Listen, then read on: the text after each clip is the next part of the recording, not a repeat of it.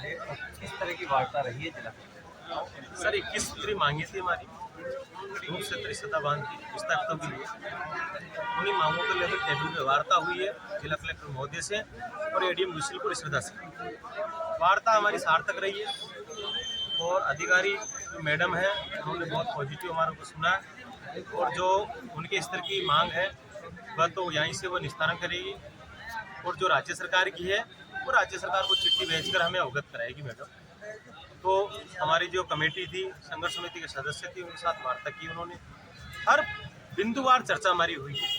हमारी मुख्य मांग थी कि भाई ये जो डैम है ये पहले पेयजल के लिए था, अब इसको ईआरसीपी से जोड़ दिया गया।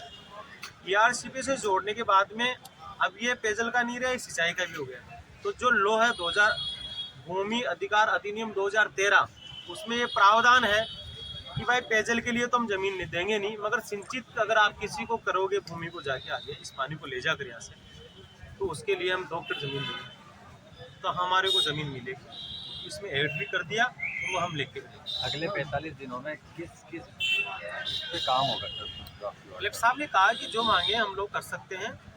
एक सिंचित असिंचित की थी, उन्होंने कहा कि धारा 16 की कार्रवाई से पहले आप जाइए, पटवारी को तहसीलदार को अपनी वो दिए प्रार्थना पत्र, आपत्ति दिए कि भाई हमारी जमीन तो सिंचित है, इस प्रकार से सिंचित है। उसके देने के बाद एसडीएम साहब उसका निस्तारण करेंगे और निस्तारण नहीं होता तो आप वापस हमें बताइए। 45 दिन से पहले हमारे समिति से वार्ता करेंगे, बताएंगे कि ये आपकी मांग पूरी हो गई, ये नहीं हुई।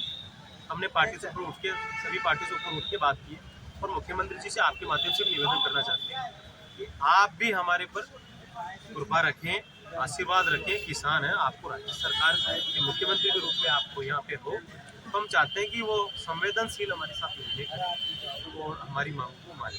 जमीन के बदले जमीन मांगी है रहने को आपने, उस पर किस तरह की क्या प्रावधान रहेगा सर? मैंने बताया ना, एक्ट में प्रावधान है, अगर कोई भी डैम आप बांध रहे हो किसी भी क्षेत्र में और उससे आगे किसानों की जमीन सिंचित करोगे तो आपको 2 एकड़ जमीन देनी पड़ेगी। लो में है। पहले इन्होंने पेयजल के लिए 1256 गाँव और 6 शहर निर्धारित किए थे कि 6 शहरों को 1256 गाँवों का हम पानी पिलाएंगे, उनकी प्यास बुझाएंगे, इसलिए आपको उठाया जा रहा है। मगर अब तो ये लाखों हेक्टेयर इसकी सिंचित भी करेंगे, क्यों? एआरसीपी से जोड़ दिया इनको, तो हमें तो अब जमीन देनी पड़ेगी इनको।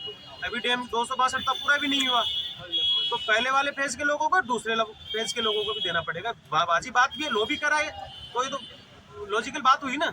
तो आपके माध्यम से हम यही कहते हैं कि अब जमीन आपको देना पड़ेगी। सर मैडम भी इसमें पॉजिटिव है कि मैं भी पॉजिटिव चिट्ठी सरकार को भेजूंगी और विशेष रूप से गरीब लोग इस इलाके में रहते हैं और इन्होंने ये कहा कि लो में प्रावधान भी है।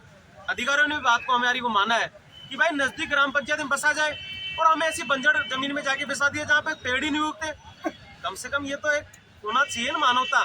तो आश्वस्त किया इन्होंने कि हम नजदीक में बसाएंगे जो आपको प्रावधान। देखिए, जब जब पायलट साहब आए ये मुद्दा उठता रहा, मंडावर के दौरे में, अन्य गाँव के दौरों में पायलट साहब का और आपका लगातार इसमें वार्ता होती रही सभी सरपंचों की को लेकर, तो क्या लगता है कि वहाँ की वार्ता का भी असर है?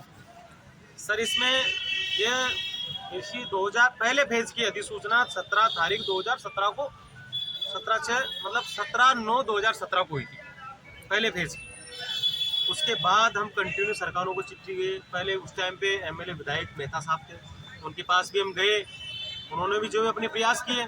बाद में पायलट साहब आए, पायलट साहब पास हम सारे किसानों के प्रतिनिधि मंडल उनसे मिले जाते। मिलने के बाद इन्होंने क्या किया था पहले कि 228 परिवारों को शून्य आवास अवार्ड घोषित कर दी जो सरकारी परिसमिति में बसे हुए लोग थे।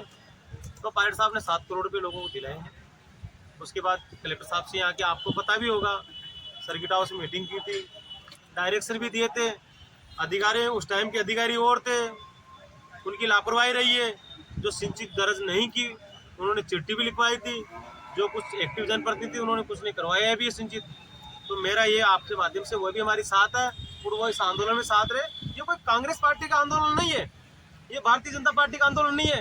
ये डूब क्षेत्र में हर किसान परिवार जो विस्थापित है, जो परेशान है, जो मजबूर हो जाएगा अपना जीवन यापन करने के लिए, उसका है। तो ये मेरा आपसे निवेदन है कि आपके चैनल के माध्यम से हम ये आज इसमें अध्यक्ष भी हमने किसी को नहीं बनाया, हमने अध्यक्ष इसमें सब लोगों के अध्यक्ष है, सबकी जिम्मेदारी है। अगर कहीं लड़ने की बात आएगी, कहीं मरने की बात आएगी तो हंसराज फागड़ा सबसे आगे खड़ा रहेगा। ये है देवारी